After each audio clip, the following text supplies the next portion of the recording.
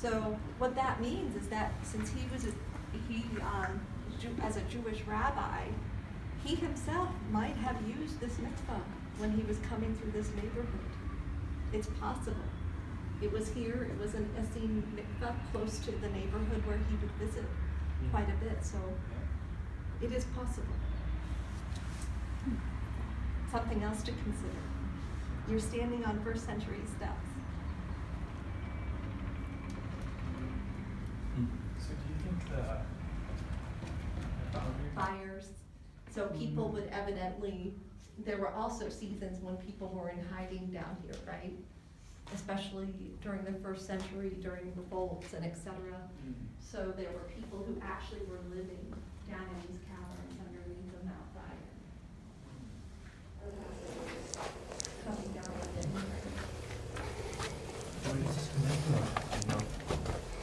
What does this connect to? This What you'll notice that on top of this, in this garden, there actually, if you look carefully, you'll see how Moni has put several groups of rocks or stones.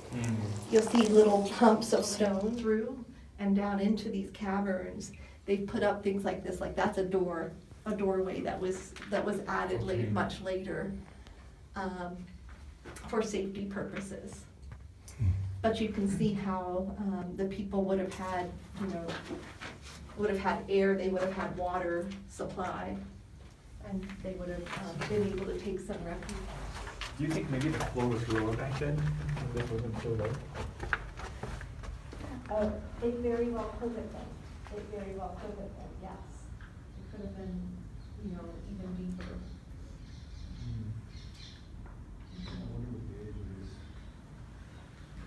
Possibly this lower level prior to the Byzantines, and then up above us, this area, the mikveh, first century.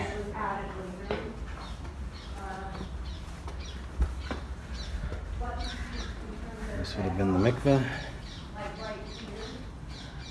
Stairs coming in, coming down this way.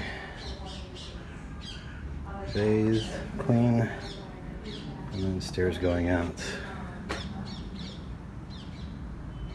Okay, so right behind me is the the covering of the ancient mikveh.